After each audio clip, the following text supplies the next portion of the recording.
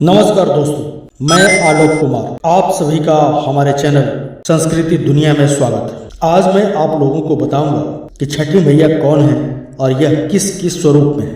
छठ पूजा में छठी मैया की पूजा होती है, किंतु सुबह और शाम को सूर्य भगवान को अर्घ्य क्यों दिया जाता है, इसके बारे में मैं आपको बताऊंगा। और ईख से ही कोसी क्यों भरा जाता है, इस वीडियो में मैं आपके इन सभी सवालों का जवाब लेकर आया हूँ, तो इस वीडियो को अंत तक जरूर देखिएगा। ज्यादातर लोगों को यही पता होगा कि देवसेना या माता कात्यायनी को ही छठी मैया कहा जाता है। मैं आपको बताऊंगा कि छठी मैया आखिर में कौन है और क्या सच में छठी मैया सूर्य भगवान की बहन या बेटी है, और क्या सच में माता कात्यायनी ही जो कि माता पार्वती की ही रूप है, क्या वही छठी मैया है। अगर वही छठी मैया है तो देवसेना जो कि स्कंद माता स्वरूप की बहू है, जो कि भगवान कार्तिकेय की पत्नी है, क्या वही छठी मैया है? अगर है तो कैसे? क्योंकि माता कात्यायनी अगर छठी मैया है तो उनकी बहू जो कि देवसेना है वह छठी मैया का रूप कैसे है? तो आज मैं आपको बताऊंगा कि आखिर में छठी मैया कौन है और वह किसकी स्वरूप है। तो इस वीडियो को अंत तक जरूर देखिए, और वीडियो पसंद आए तो वीडियो को लाइक कीजिएगा, चैनल को सब्सक्राइब कीजिएगा और कमेंट बॉक्स में जय छठी मैया जरूर लिखिएगा। चलिए अब करते हैं ज्ञान की बात। छठी मैया आपकी हर मनोकामना पूरी करे। आपके सभी सवालों का जवाब देने के लिए पहले मैं बता दूं कि छठ पूजा कार्तिक मास के शुक्ल पक्ष की चतुर्थी तिथि से शुरू होता है और सप्तमी तिथि को समापन होता है। छठ का 2 दिन छठी मैया की पूजा की तैयारी का होता है और अपने आप को, अपने शरीर को, अपने मन को स्वच्छ रखने के लिए होता है। चतुर्थी को नहाय खाय होता है, जिसमें व्यक्ति अपने आप को शुद्ध करता है और नहा धोआ कर खुद को और अपने घर को स्वच्छ करता है और शुद्ध और सात्विक भोजन करता है। पंचमी को खरना होता है, यानी कि व्रती पूरा दिन उपवास रखती है और रात को रसिया और रोटी खाती है। रसिया मीठा में बना हुआ खीर को कहते हैं।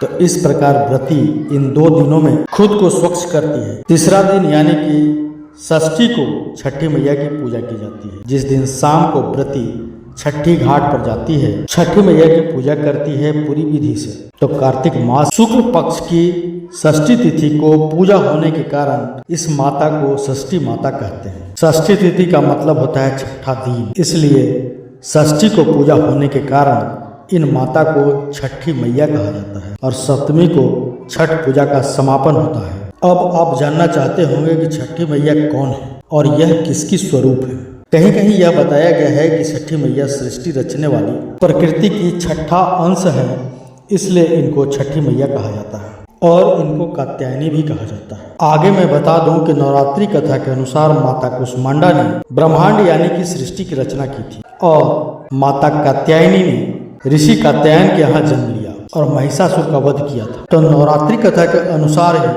माता कात्यायनी ने सृष्टि की रचना नहीं किया था, माता कुष्मांडा ने सृष्टि की रचना की थी। कई जगह यह भी बताया गया है कि देवसेना ही छठी मैया है। यह भी कहना सर्वथा उचित नहीं है, क्योंकि अगर माता का त्योहार, जो कि कुछ लोग कहते हैं कि माता कात्यायनी छठी मैया का स्वरूप है, अगर कात्यायनी जो कि माता पार्वती का स्वरूप है और देवसेना माता पार्वती की बहू है, क्योंकि देवसेना का विवाह भगवान कार्तिकेय से हुआ था और भगवान कार्तिकेय माता पार्वती के पुत्र है, माता स्कंद माता के पुत्र है, तो दोनों छठी मैया का स्वरूप कैसे हो सकती है? माता कात्यायनी और देवी देवसेना ये दोनों छठी मैया कैसे हो सकती है? तो यह सर्वथा उचित नहीं है। कहीं यह भी बताया गया है कि छठी मैया सूर्य भगवान की बहन है और कहीं कहीं उन्हें सूर्य भगवान की पुत्री भी बताया गया है। लोग अपने अनुसार यह सोच लेते हैं, जो कि गलत है। लोगों को लगता है कि छठी मैया के साथ सूर्य भगवान का पूजा होता है, इसलिए उनका संबंध छठी मैया के साथ कुछ होगा, इसलिए छठी मैया सूर्य भगवान की पुत्री होगी या बहन होगी, लेकिन ऐसा नहीं है। वास्तव में छठी मैया माता दुर्गा, जो कि माता पार्वती की ही एक स्वरूप है, एक अंश है। कहीं कहीं इनको माता ललिता के रूप में पूजा जाता है। इनको त्रिपुरा सुंदरी भी कहा जाता है, जो ललिता त्रिपुरा सुंदरी के नाम से भी जानी जाती है। इनके हाथ में सदैव ईख रहता है और इनको यह बहुत प्रिय है और छठी मैया को भी यह प्रिय है, इसलिए उनको कम से कम 5, 7, 9, 11 ईख से उनको पूजा किया जाता है। माता त्रिपुर सुंदरी को भी ईख प्रिय है और छठी मैया को भी ईख प्रिय है, इसलिए छठ पूजा में ईख से पूजा करना अनिवार्य होता है और ईख से ही कोसी को भरा जाता है। 5 ईख से कोसी भरा जाता है, या पूजा किया जाता है। यह 5 पंच तत्व माने जाते हैं, जो कि भूमि, वायु, जल, अग्नि और आकाश, जिससे माता की पूजा की जाती है। और यह सभी पंच तत्व माता के हाथों में विराजमान होते हैं। पुराणों में बताया गया है कि माता ललिता ने ही भंडासुर का वध किया था और छठी मैया इन्हीं का एक स्वरूप है। तो अब आप जान गए होंगे कि छठी मैया माता दुर्गा का यानी कि माता पार्वती का ही एक अंश है।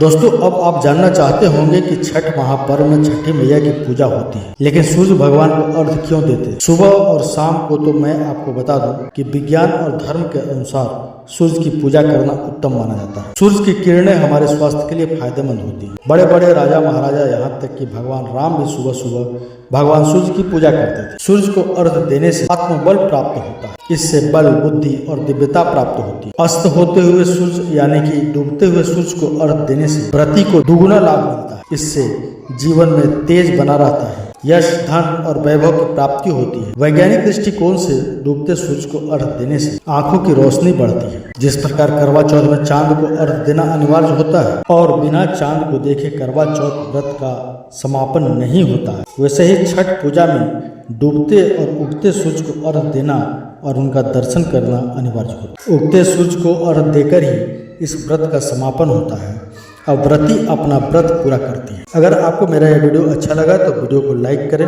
हमारे चैनल को सब्सक्राइब करें, साथ ही कमेंट बॉक्स में जय छठी मैया लिखना न भूलें और हमारे वीडियो को अधिक से अधिक शेयर करें। मिलते हैं अगली बार एक नई खास वीडियो के साथ। तब तक के लिए देखते रहिए संस्कृति दुनिया। धन्यवाद।